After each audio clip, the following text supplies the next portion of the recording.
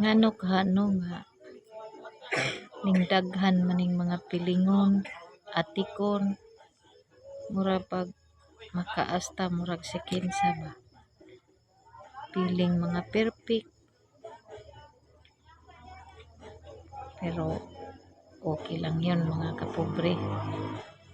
Hayaan na lang yung mga klaseng tao yan.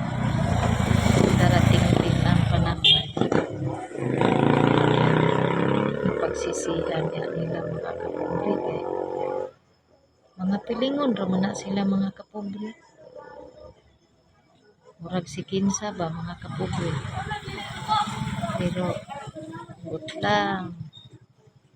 Masay resulta sa kapilingon.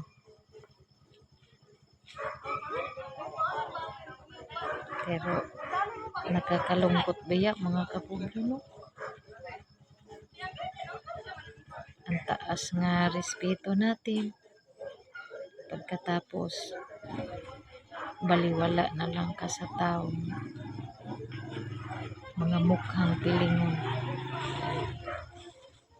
Hanggang dito lang muna tayo mga kapatid. Mayong